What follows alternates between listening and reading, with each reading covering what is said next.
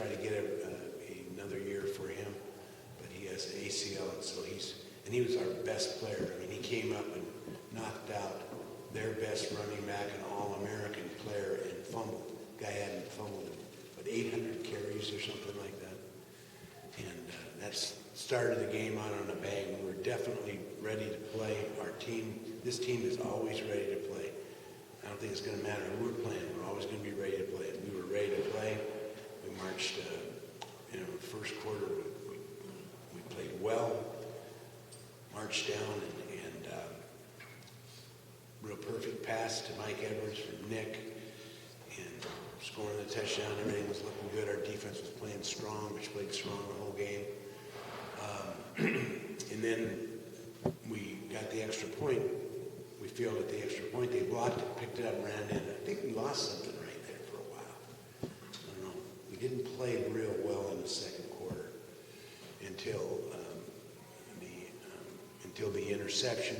Thomas got an interception, and we got in there, and Steve Valdez made the field goal to give us 9 points in the first half. Very pleased that Steve did that. He ended up kicking another longer one later in the game, which didn't make a lot of difference in the scoring combination or, the addition or subtraction, what you should be doing, but it certainly helped our momentum. We had a 13-play drive. I didn't want to waste it. And so we came back in the third quarter, made some great adjustments at halftime, I think, offensively and defensively. They came out and hit us with the bootleg play-action pass. Their quarterback played well. Anytime he got outside on that play-action pass, it worked. Anytime he dropped back in the first half, he had Horace Miller looking at him, So Miller got a couple of sacks early in that game. We had some really good schemes. They went back to max protecting in the second half and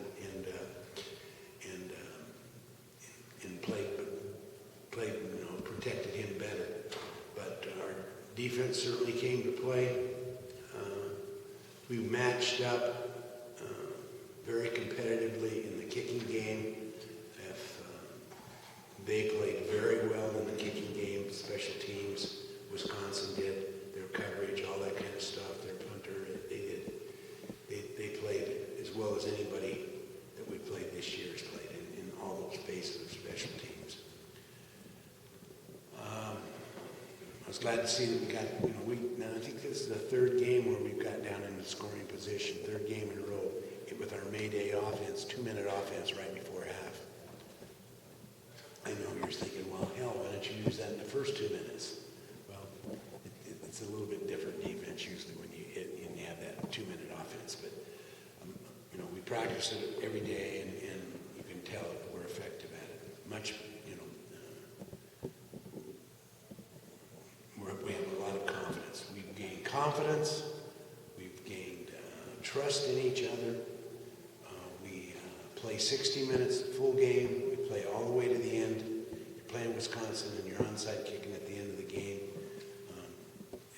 It's not all bad, So we play right down to the wire, and every game we came within 4 points in the fourth quarter, and then we scored, then they scored twice, and kind of ran away with it. But we're not intimidated by the crowd. We're going to have a hell of a crowd this weekend at East Carolina. There'll be 55,000 people there, and their students will have more time to prepare than the Wisconsin students. And that was probably a blessing in disguise that we played early in the morning because they only had a couple hours to power drink before they came to the game. Brought some beer, So it wasn't as loud as we anticipated. We did mess up in silent count a few times. That was frustrating. But we did some things wrong in the game that we didn't have to do. There was no reason for it. Just, what's that saying? Stuff happens. I think stuff happens. That's kind of the way it was, but a few mental errors that we made that were just like, what? How does that happen? But you look at Jacksonville and Detroit last night on television. How do you fumble the ball 4th and 1 in overtime when you're running the freeze play, where you're trying to draw the other team offside? How does a 12-year veteran center snap the ball when no one else moves? Stuff happens. How that goes wrong, I don't know how it goes wrong, but it happens. I guess you got to be there in front of 80,000 people to feel the tension. But I think we're pretty healthy. We better be healthy. We're playing a real good team. But any more questions about Wisconsin? And we can go over anything you want about that. Thoughts on forcing Monty Ball into his first career fumble? Yeah, Richard Spencer, just a great hit early in the game. Surprised that it happened. Very pleased, very excited about it.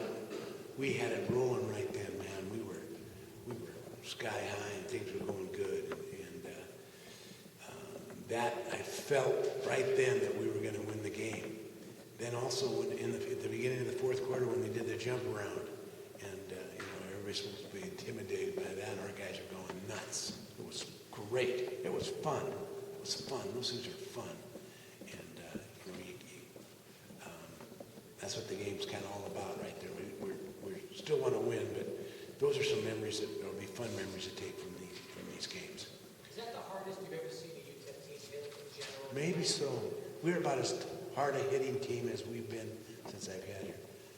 I go back to Rodriguez this year, in the first couple of years we were here. We had some tough guys too.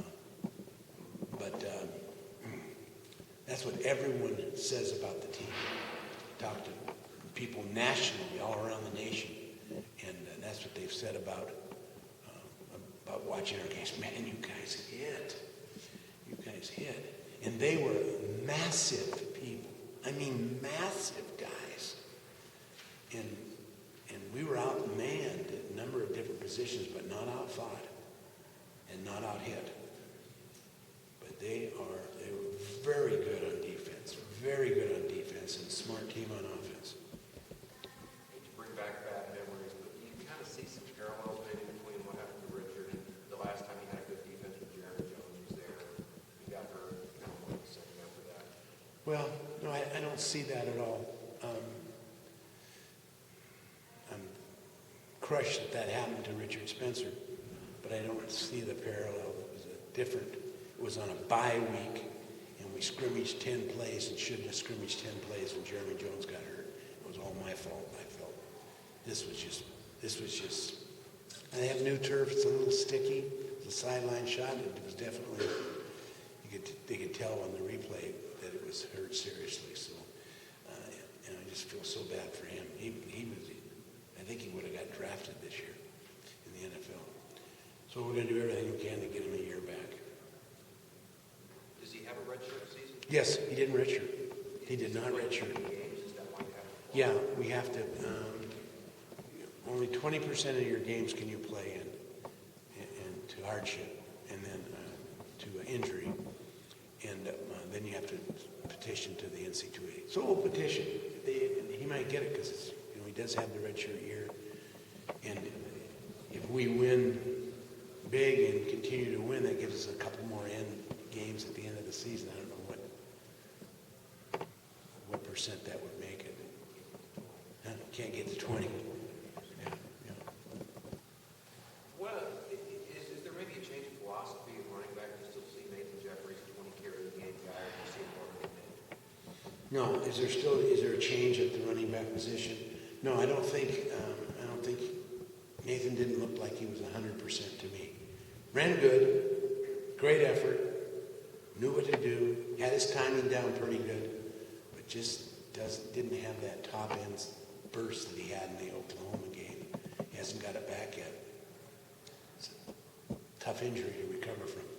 But wow, does Zay come in and do a great job. Last week we had Golden coming in. This week we had Zay Williams. I mean, he's a talented kid, and we're fortunate to have those type of players recruiting wise. We did a nice job with those guys. think Jeffrey will get that gear back? I think Jeffrey will get that gear back. I don't I was expecting to have it back for this game coming up, East Carolina. I wasn't. I was a little bit surprised that he was ready to go for this one. Can you talk to us about Zay Williams' performance? Did you expect that out of him in an environment like that in Wisconsin? Well, the thing I really liked about our performance with our backup running backs and our young freshmen, Zay and Autry Golden, are that they're taking care of the football. They're handling the ball well. It's not bobbling it, no fumbles. You know, and we're not turning the ball over at all. We have, offensively, we just had one interception. We screwed up a couple times in the kicking game, but Zay has really got talent. He's got real speed. We saw that at Socorro. I know, you guys weren't up there and stuff, but they made some highlight runs, and he's been making that. And he got a bruised thigh, quadricep, and that slowed him up for a couple weeks, the last 2 weeks. But he's on fire right now. The defense that we're playing against, they were solid, man. Are they good tacklers and big and strong? And there wasn't many holes, and he made them miss. I was impressed with him. But is there a change of philosophy at quarterback now with not working into either as much? No, that was purely my mistake, not playing Jason, Carson, if I knew his name. My philosophy, we planned on playing him in the second quarter, didn't do it, and that was my fault. He should have played. And he will play next week. So that's been it's going to be the same. He can play. He's a winner. I have not lost any confidence in him at all. Just didn't do it. Coach, you said My fault, not his. you said 4-0 was a possibility after the way. I think a realistic. What do you think is preventing the team from getting one of those big wins? In other words, getting to that level.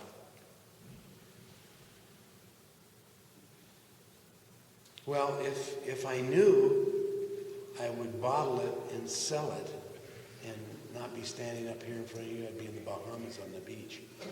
So, I don't know, just mistakes, big plays. It's nice when you can just beat a team and get ahead, and if you make a mistake, we all laugh about it. The guy ran the wrong way. Isn't that funny? But then when it's close, and that's the play that turns the difference, and it's like, so just, we have the confidence. I don't think that's it. We're not intimidated. We just have to keep the focus for 60 minutes. Probably haven't done that. If you get the signal in, if you get the play called, and you didn't hear it, well, that's not an excuse. If we signal and say our plays, we do both, and you don't get the play. Lack of focus there somehow. That's what I was probably the most frustrated thing about this game, or those things. And it came in key situations. I didn't hear what the play was. Didn't hear the count. Going silent count. We called the play, we signaled it. They didn't see it. Well, then open your eyes. Frustrating. Frustrated when I am. Disappointed when I am. Not discouraged. Other than the running back and tight end, would you consider safety one of your deepest spots, or at least? Well, safety was not a concern for us going into the season. We have depth at that position. Wesley Miller can play. Shane Hume's done a great job, vastly improved. Gage Sharp did a super job in special teams. Those are some names we haven't mentioned.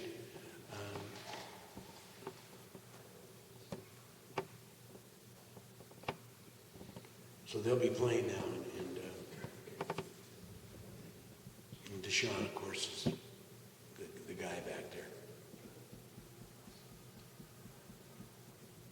And Who graded out better this week, Coach? Your offense or your defense?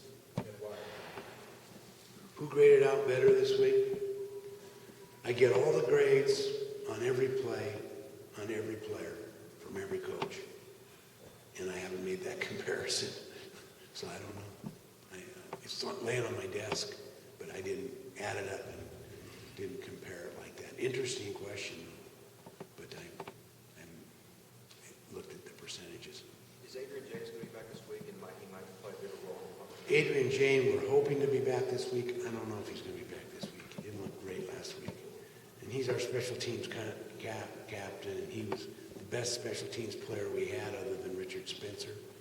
And we would love to have him back full. We would love to have Adrian James back. But it's that high ankle sprain. And, he's so skinny. I don't know what there is that he sprains. He sprained bone and ligament, He's fast, and he's got one of those ligaments that are sprained, so it's just taking time. I thought he would be back for this game, but we'll have to see tomorrow. What has impressed you about East Carolina? What has impressed me about East Carolina? Well, there's a lot of things I like about East Carolina. The 4-hour flight isn't one of them. I hope that the pilot doesn't have the same map I do. An old Texaco gas station map I have back at home doesn't even have East Carolina, the state of East Carolina on it. So I hope that he can find it a little easier than I can find it. Ha ha, ha ha ha. God, I'm just rolling in the aisles now.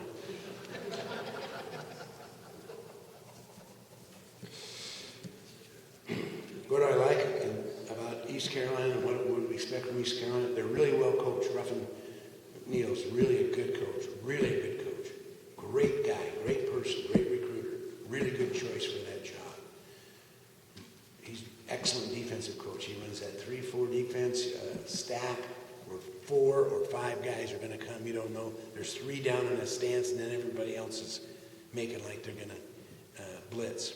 So you never know where they're coming for. So that's a hard defense to attack. It's kind of you can not do good, not do good, and all of a sudden break one. Kind of like that. It's and then their offense is just pretty much Texas Tech's old offense with Leach. They have a young coordinator there who's coached with Coach Leach and does a real good job. They get skill. They get players. They get a lot of good players. There's a lot of good athletes on this team. They're big, they're strong, they're fast, they hit. They're like us, I think, in that area. And then they have really good skilled athletes. Running back that didn't play against us last year, their starting running back is back. And then they have this new kid, Cooper's his last name. He's JC All-American, really, really good. And he looked good in the last game. So they're starting to run a little bit more than pass. But they'll pick you apart, just dink and dunk down the field. The only thing is I don't know if they know who their quarterback's going to be. We don't. I think it's going to be Carden that will start. But they kind of have had a quick hook on these guys where you start to throw a pick, the next guy comes in. In one game, I think Rio Johnson went in, threw a pick, they pulled him. Carden went in, they threw a pick, they pulled him, put Rio back in, threw another pick, and went with Carden. I think they've gone with Carden ever since. So that's probably, last year their quarterback was real good. They played real well out here. We're lucky, fortunate to have won this game out here with them a year ago. Banner made a great run. At the end of the game, a lot of those guys are back. So they got a good club. They're well coached and fundamentally sound in special teams too. They do a good job there.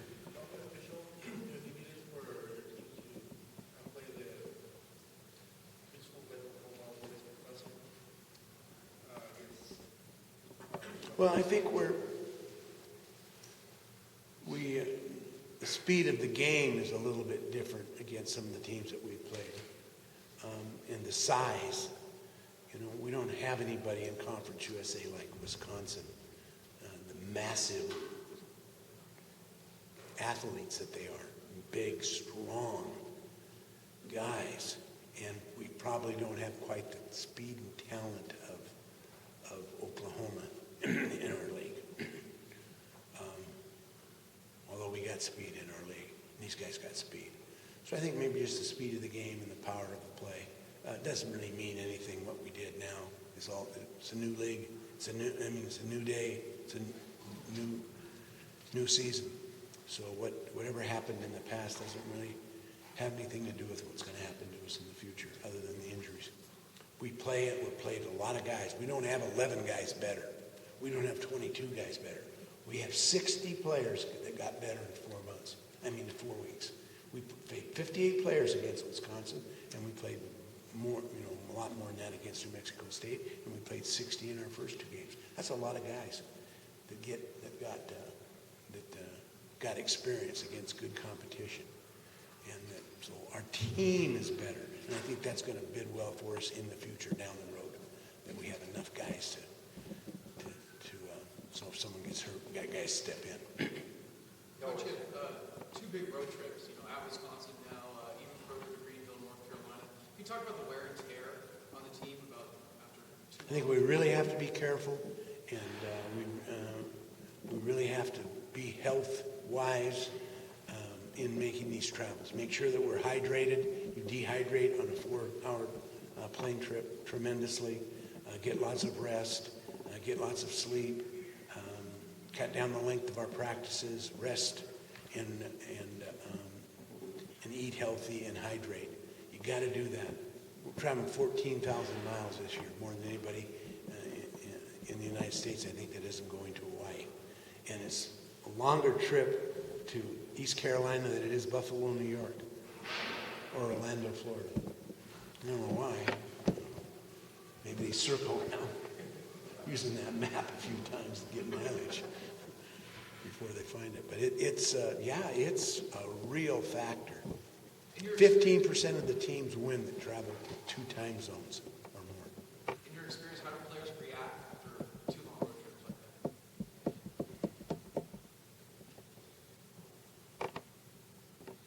Well, 50-50, win or lose.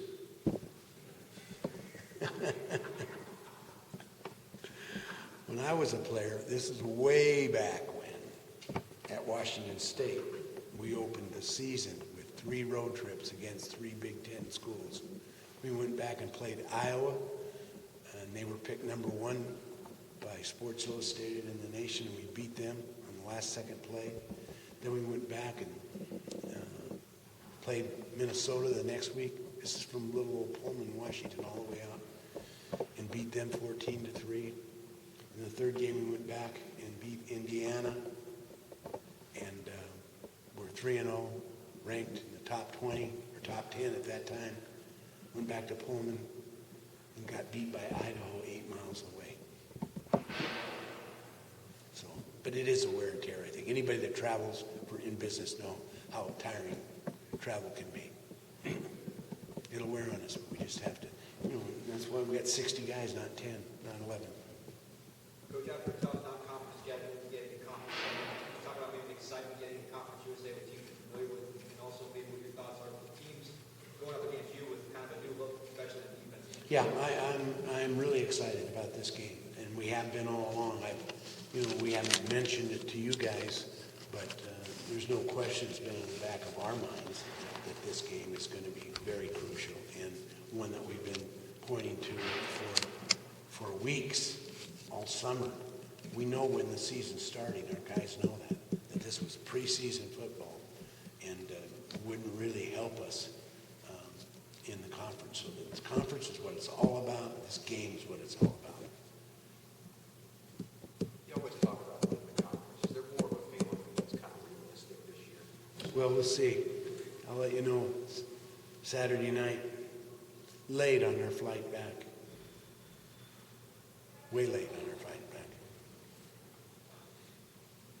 Coach, on paper, you played in 3 conference games so far this year, and 8 games left in conference. You're competitive in all 3 of those games. Am I expecting to win both of these games? I'm not sure. I haven't talked to the Minor fans too much. And I haven't looked on I don't know what the feeling is out there, other than, not since not since New Mexico State have I been out active with the fans and trying to promote our team. I feel can to win this game. I'm not gonna address the issue of any other games or what the fans think. Boy, I hope the fans are with us. You guys know more probably the feeling than we are. I think most of the comments that I've heard. But now again, I'm in here 14, 16 hours a day, so I don't get out much.